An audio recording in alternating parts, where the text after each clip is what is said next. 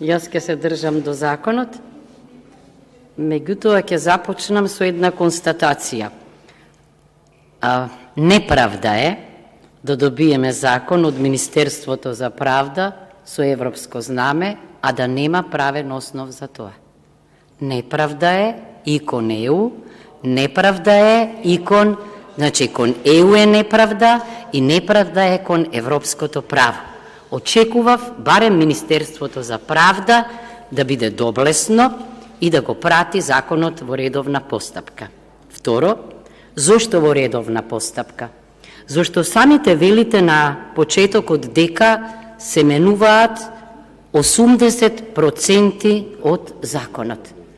Штом се менуваат, речи се нов закон, значи имаме пред себе толку многу проценти од законот, редно е овде на Комисијата за политички систем да седнеа покрај предлагачот и сите оние кои се занимаваат со право и значат нешто во оваа област. Трето што е шокантно, зошто не ми е јасно овој закон не е пратен на Венецијанска комисија, кога на Венецијанска комисија постои подкомисија за правосудство, една од најактивните, и речиси нема држава членка на Советот на Европа која не ги праќа законите што се однесуваат на правосудството на нејзино мислење. Тогаш ние или вие ќе се повикувавте на мислењето на Венецијанска комисија.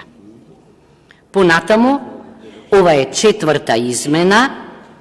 Честите промени се доказ или за отсуство на стратегија, тие може да создадат исто така и правна неизвестност, или пак за некои намери што не се правни. Затоа ја сакав да учествувам овде во силна дебата, во широка дебата. Многу пати сум рекла и повторно ќе кажам дека Академијата за мене беше едно добро решение, бидејќи во судството и во обвинителството влегуваа луѓе без предпоставки за вистинско усовршување и тоа значеше дека штом ќе поминете низ филтерот на Академијата, навистина сте добиле една виза, правна виза, морална виза, еден доказ дека ќе може да правите добра кариера. Но и тогаш и сега повторувам дека секаде во светот и покрај, односно во државите каде што има академија, и не во сите членки на ЕУ има академија, има и други начини на влез во судството, секаде се остава простор да влезат и покрај луѓето од академијата, например и професори по постапките, адвокати врвни, исто така, бидејќи така се решава опасноста со евентуалниот вакуум, кога ќе имаме процеси како што се предлагаат, ветинки и така натаму. Тоа е околу самиот закон. Јас конкретно реков, ќе се осврнам на некои предлози или мои, и порано сум ги давала и сега ќе ги дадам.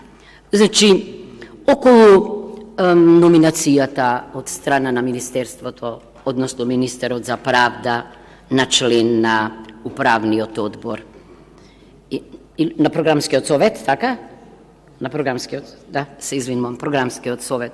Видете, точно е дека има во компаративните судски системи многу каде што министрите за правда седат во судскиот совет или еве предлагаат членови во телата кои што треба да го спроведуваат приемниот испит и завршниот испит на академиите или сличните тела. Но, што ќе се случува, зависи од амбиентот. По мене, ниту министерот за правда треба да ги назначува членовите на Комисијата за правосуден испит, ниту пак треба овде да предлага член во Програмскиот совет. Причината ви е јасна, таа не важи само за оваа власт, важи за сите власти. Партизацијата и политизацијата го уништува судството до степен на спор дали воопшто постои, дали сме ние свесни за ова. Кога го велам ова, мислам на она што се случува во Судскиот совет и во Советот на јавни обвинители, бидејќи и во управниот одбор, нели, има нивни представници. Што гледаат граѓаните? Дека оние кои сами не можат да функционираат, сега се фактор и актери во креирањето на човечкиот, најважниот потенцијал, правен за судии и за јавни обвинители. Значи, јас сум против тоа. Понатамо, крајно невообичаено е, вистина, бидејќи има извонредни државни службеници, сум сретнала такви во Министерството за правда, сум соработувала со нив, но мислам дека токму меритократијата во државната и јавната администрација треба да ги држи нив настрана од можното влијание, бидејќи тие тамо ќе бидат како предлог на министерот за правда, а тој е политичар, а не заради својата стручност и компетентност. Тоа е моето мислење, значи, иако реков има и поинакви системи. Понатамо што сакам да кажам, беше загатнато овде, ја нема Жаклина, не без причина, дека судија, јавен обвинител, треба да биде личност која има реторички способности, која умее во праксата да се снајде, значи, треба да се вежба и реторика, но ако е така, тогаш мене пак ме чуди, зошто тогаш, кај делот што се однесува на писмениот испит, зборувам за квалификацијскиот испит, нели, кој што има 100 прашање, секое прашање има по 3 одговори за секое прашање, а еден е точен. Ова ние го нарекуваме во правото multiple choice, меѓутоа мислам дека 3 не е добро решение и не е добро само еден да биде точен. За да се направи разлика меѓу добрите и лошите кандидати, понекогаш или многу често има можност за повеќе одговори од 3, значи што повеќе, тоа подобра нијанса на кандидатите. Па дури има и што не се, што се делумно точни, па што се неточни, зошто тоа ќе направи разлика помеѓу нив. Вие сега го редуцирате, значи 3 одговори од кои еден е точен. Понатамо, во многу држави може вие точно да одговорите, меѓутоа, ако некој од одговорите е катастрофално погрешен, тогаш се анулира она што сте го одговориле како точно.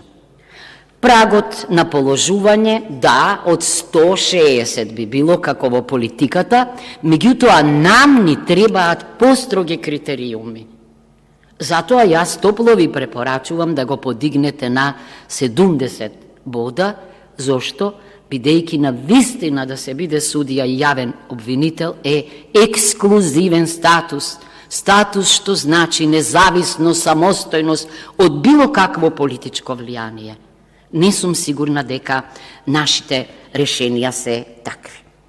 Понатамо, кај студијата, кај приемната комисија, зборувам за писмениот дел на студијата, мислам дека маргината на постапување е преширока, од 0 до 35 бода.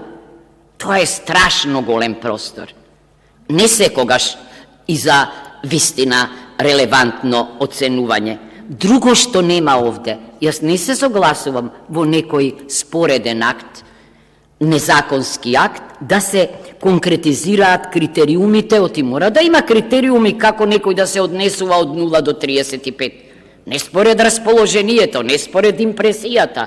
Точно треба да се знае што како ќе се вреднува. Мислам дека е тоа преширока маргина.